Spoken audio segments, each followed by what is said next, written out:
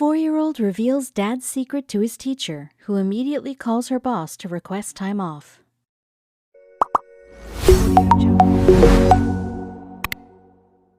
This child's father never suspected his son to speak so candidly to his elementary school teacher, who usually didn't hear many intimate details of the lives of her students' parents. She was shocked by what she heard and immediately called the father to inquire if what she heard was true. This is Nancy Blower. Her students call her Miss Nancy. She's a preschool teacher at Charlie Brown Preschool and Childcare in Mason City. Some people think that being a teacher is a pretty easy job, but that couldn't be further from the truth. Nancy has to take care of dozens of children every day, and sometimes that includes hearing an earful about every detail of their lives. This is Camden. He's 4. What a smile. But one day in class, that smile was gone. Something was wrong, and Nancy could tell immediately that Camden wasn't his usual chipper self. It's normal for a kid to have a bad day or two, but when Camden's mood didn't improve after a few days, Nancy knew that she needed to find out what was the matter with Camden. After a few days of Camden's sour mood, Nancy pulled him aside and asked what was going on. What Camden had to say was shocking. He told Nancy that he used to have a lot of fun outings with his father. The two of them went out for dinner together, visited amusement parks on the weekend, and watched their favorite movies like Frozen and Moana after school. But the young boy noted all of that would have to come to an end soon.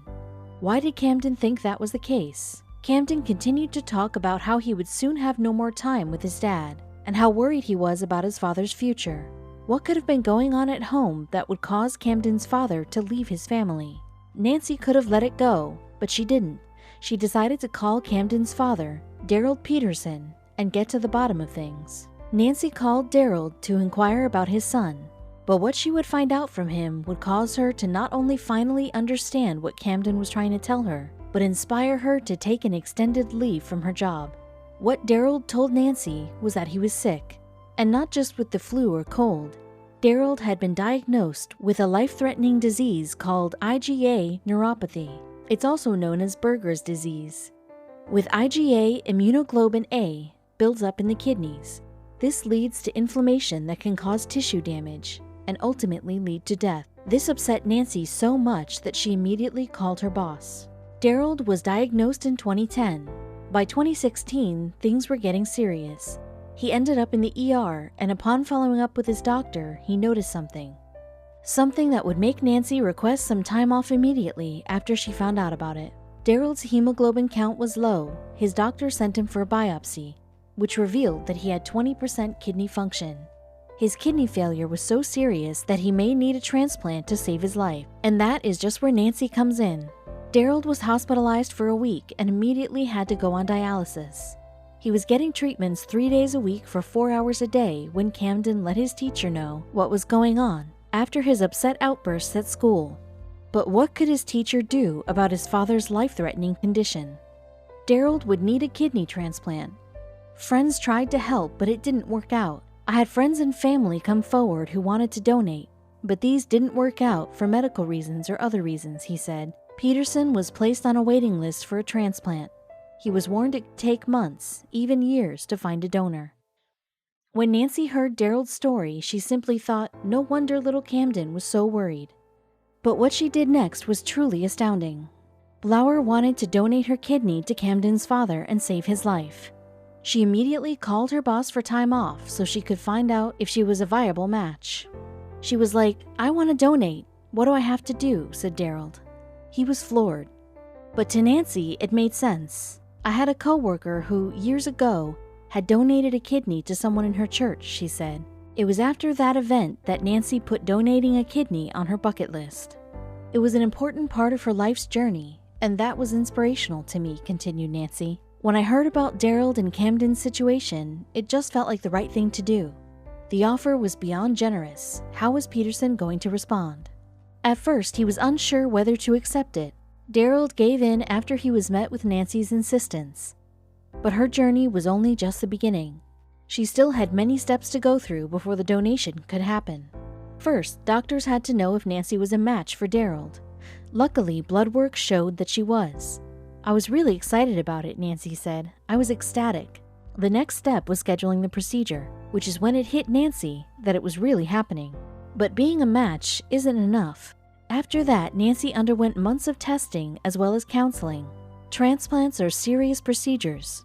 Doctors needed to confirm she was ready to donate, both physically as well as emotionally.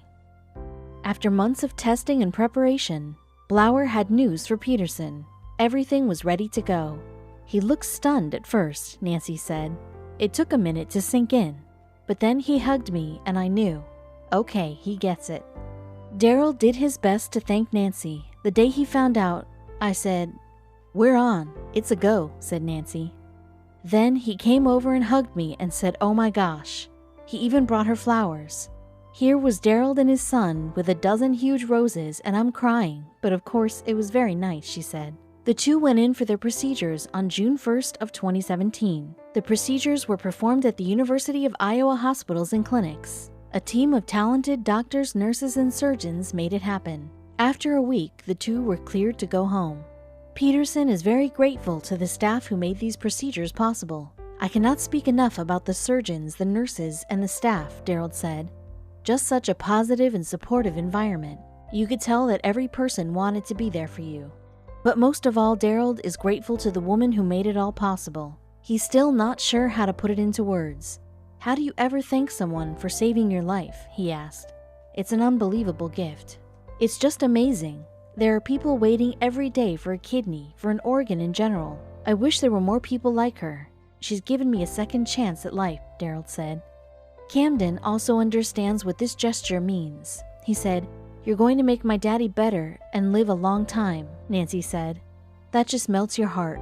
Thanks to his teacher, Camden can go to school unburdened with worrying about his father's health.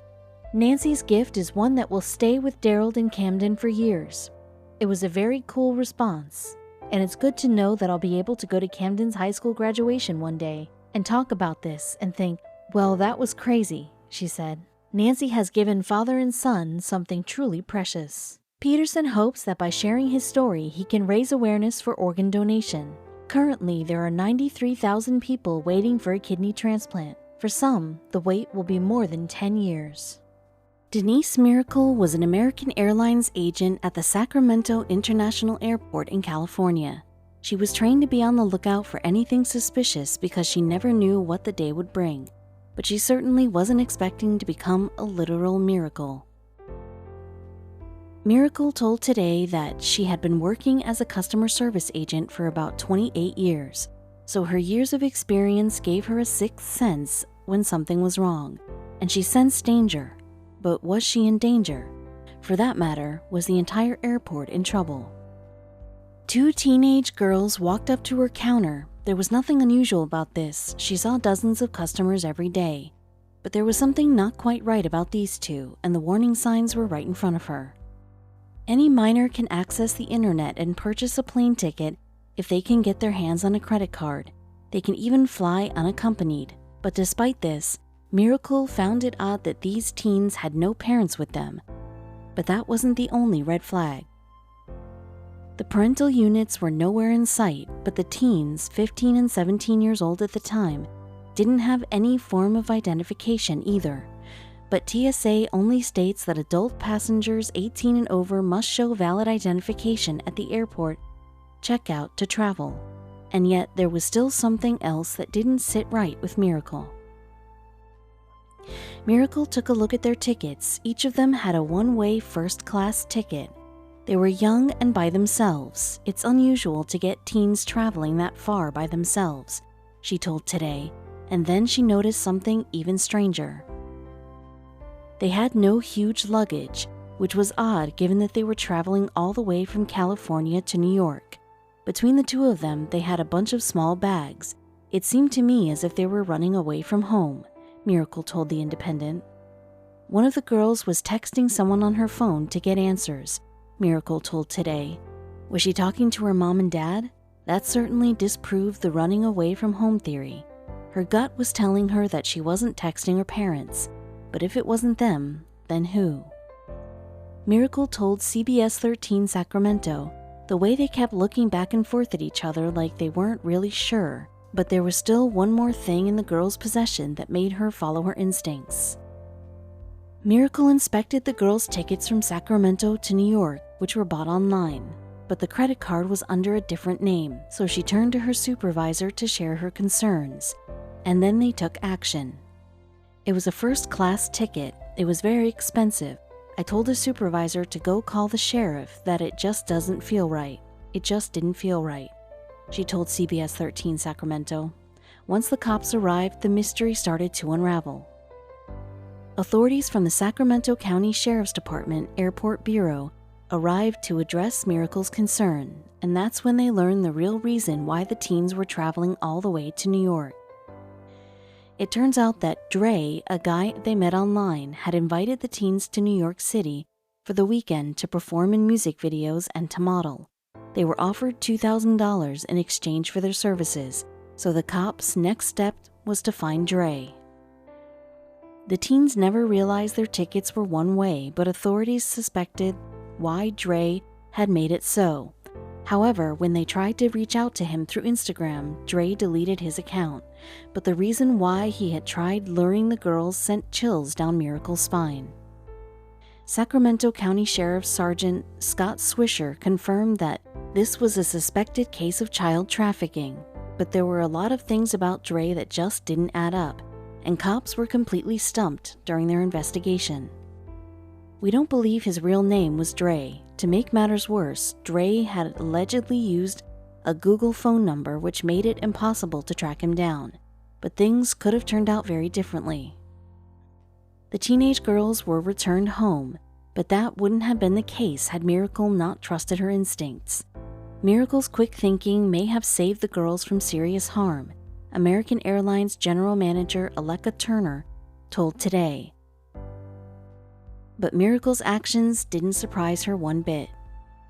"I'm proud of Denise and how she put her training into action to save these children," Turner said in a statement. She added, "She is a testament to the critical role our frontline team members play each and every day in the operation and the lives of each person they come in contact with."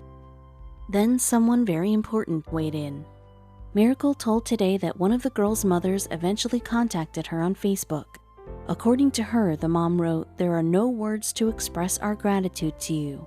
Thank you. Because of you, my daughter is home safe with her family, where she is loved and belongs." But Miracle had a few words of her own. "It's just heartwarming. It makes me feel really good, and I'm glad they're safe," Miracle told Today in response to the mom's thank you message. But sadly, what almost happened to these girls wasn't an isolated incident.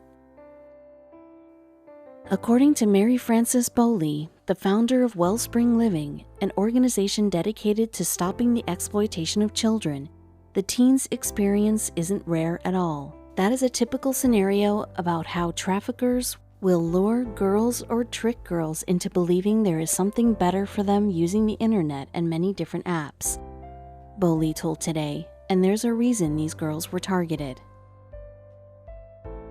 Bowley explained that there are specific types of girls these predators go after. It may be vulnerable girls who may not have the support they need, or may have just had an argument with their family who are looking for something. They are looking for someone and somehow to belong, she said, but how did the parents not know their daughters were missing? The teenagers knew their parents wouldn't have allowed them to fly to New York all by themselves, so they came up with a plan. They told their parents that they were spending the night at each other's home. It was a mistake that could have cost them their freedom or worse. The teenage girls' flight could have ended up being their final destination had Miracle not been there to prevent them from flying. Had they been allowed to board the plane without their parents' knowledge, their lives could have potentially been altered in the worst possible way. It turns out that Miracle really was a miracle for these girls, and authorities hope that what happened to these teens will serve as a lesson for parents to always keep an eye on their children's social media activities before someone like Dre lures them into a human trafficking plot.